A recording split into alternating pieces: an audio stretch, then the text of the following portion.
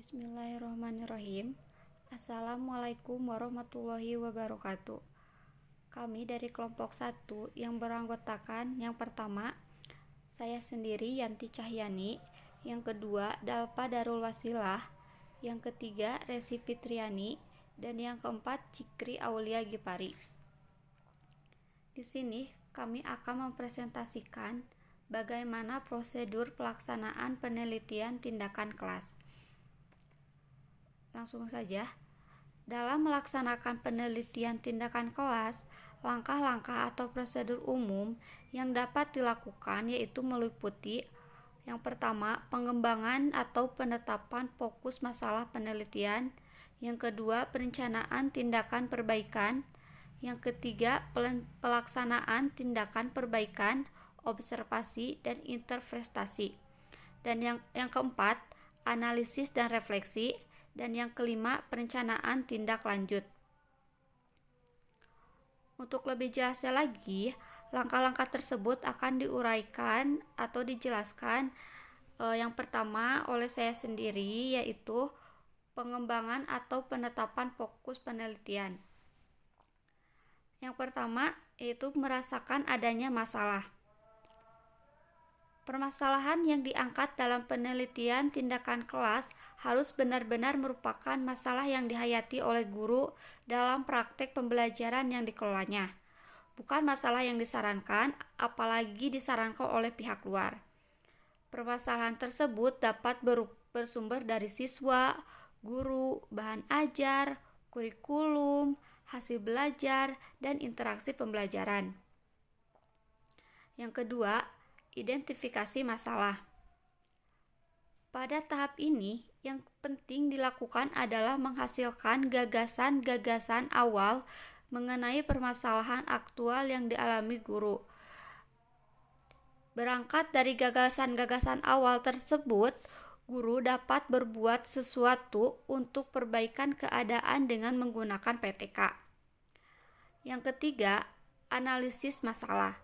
Setelah memperoleh sekian banyak permasalahan melalui proses identifikasi, maka selanjutnya melakukan analisis terhadap masalah-masalah tersebut untuk menentukan urgensi mengatasinya. Dalam hal ini, nantinya akan ditemukan permasalahan yang sangat mendesak untuk diatasi atau pembatasan masalah. Dan yang keempat, perumusan masalah. Setelah menetapkan fokus penelitian, maka perlu dilakukan perumusan masalah secara lebih jelas, spesifik, dan operasional. Yang selanjutnya yaitu perencanaan tindakan yang akan dijelaskan oleh saudara Dalpa Darul Wasilah. Bismillahirrahmanirrahim. Oke teman-teman, kita langsung saja masuk ke materi yang kedua, yaitu tentang perencanaan tindakan kelas. Yang pertama ada perumusan atau formulasi solusi dalam bentuk hipotesis tindakan. Agar dapat menyusun hipotesis tindakan dengan tepat, maka peneliti dapat melakukan yang pertama, kajian teoretik di bidang pembelajaran. Contohnya peneliti ingin meneliti tentang listrik statis dalam bidang fisika. Nah, peneliti tersebut harus mengkaji dulu teori-teori tentang listrik statis. Yang kedua, hasil penelitian yang relevan. Nah, selain mengkaji tentang teori, peneliti juga harus mengkaji hasil penelitian tentang listrik statis yang telah dilakukan sebelumnya untuk mendapatkan referensi yang lebih banyak. Yang ketiga, yaitu diskusi dengan teman sejawat. Jika kajian teori dan kajian hasil penelitian dirasa belum memungkinkan atau masih kurang, peneliti juga bisa melakukan diskusi dengan peneliti-peneliti yang lainnya. Yang selanjutnya yaitu kajian pendapat para pakar. Nah, peneliti juga harus mengkaji pendapat dari para pakar tentang materi yang akan diteliti. Itu juga bisa menambah wawasan peneliti dan memberikan peluang besar dalam memahami pembelajaran tersebut. Dan yang terakhir yaitu merefleksi pengalaman sendiri sebagai guru. Langkah selanjutnya dalam perencanaan tindakan kelas, yaitu analisis kelayakan hipotesis tindakan. Pada langkah ini, peneliti perlu mengkaji kelayakan dari sejumlah hipotesis tindakan yang diperolehnya, baik dari segi jarak antara kondisi real dengan situasi ideal yang dijadikan rujukan.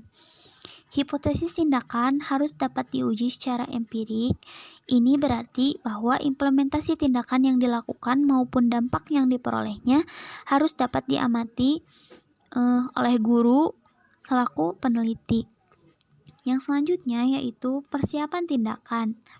Hal-hal yang perlu dilakukan dalam langkah ini diantaranya, yang pertama, membuat skenario pembelajaran. Jadi, peneliti harus membuat terlebih dahulu skenario pembelajaran sebelum turun ke lapangan. Yang kedua, mempersiapkan fasilitas atau sarana pendukung yang diperlukan. Yang ketiga, mempersiapkan cara merekam dan menganalisis data. Yang keempat, melakukan simulasi pelaksanaan tindakan jika dipandang perlu. Bismillahirrahmanirrahim.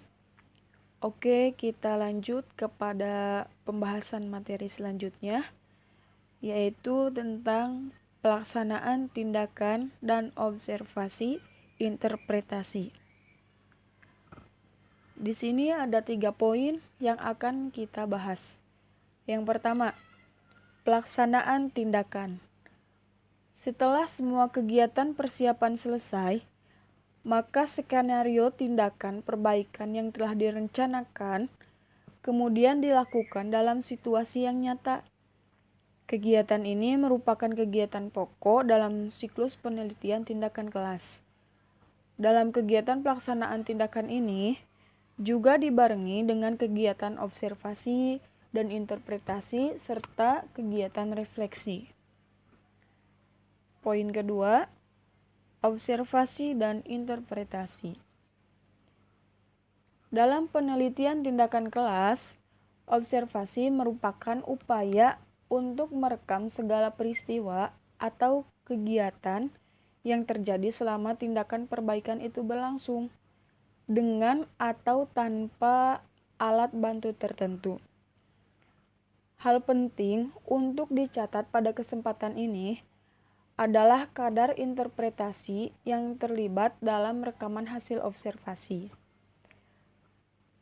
Nah, untuk poin ketiga, diskusi balikan. Observasi yang dilakukan akan memberikan kemanfaatan yang banyak jika pelaksanaannya diikuti dengan diskusi balikan. Diskusi balikan sebaiknya dilakukan tidak terlalu lama dari waktu observasi, kemudian bertolak dari rekaman data yang dibuat oleh pengamat, diinterpretasikan bersama-sama antara pelaku tindakan perbaikan dan pengamat, dan pembahasan mengacu pada penetapan sasaran dan strategi perbaikan untuk menentukan perencanaan selanjutnya. Perkenalkan, nama saya Zikri Aulia Gifari. Di sini saya akan menjelaskan tentang analisis dan refleksi.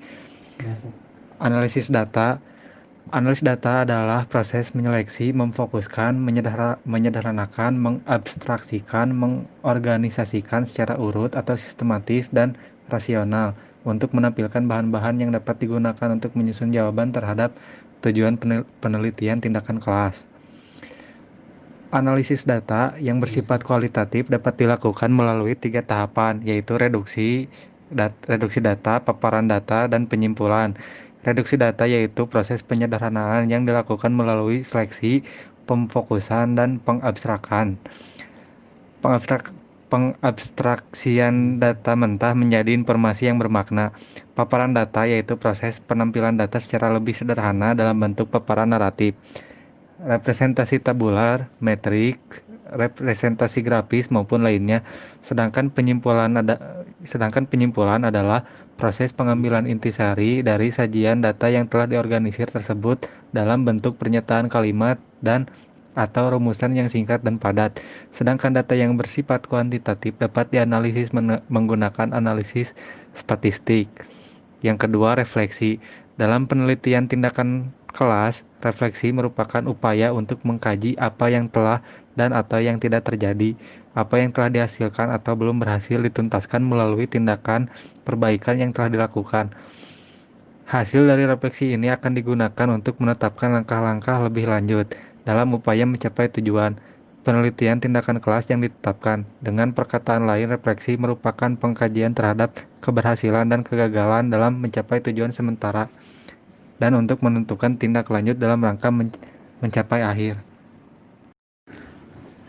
Selanjutnya ada perencanaan tindak lanjut. Hasil analisis dan refleksi akan menentukan apakah tindakan yang telah dilaksanakan telah dapat mengatasi masalah dalam penelitian tindakan kelas ini atau belum.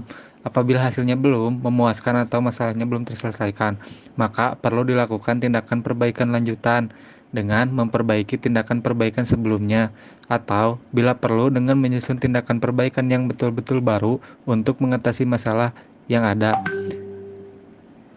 Dengan perkataan lain, jika masalah yang diteliti belum tuntas atau belum memuaskan pengatasannya, maka penelitian tindakan kelas harus dilanjutkan pada siklus 2 dengan prosedur yang sama seperti siklus ke-1, yaitu perumusan masalah, perencanaan tindakan, pelaksanaan tindakan, observasi dan interpretasi, dan analisis refleksi.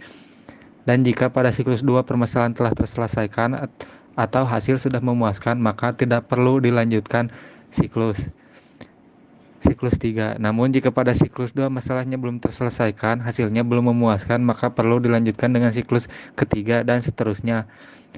Dalam penelitian tindakan kelas, jumlah siklus sebenarnya tidak dapat ditentukan lebih dulu. Hal ini tergantung kepada permasalahannya.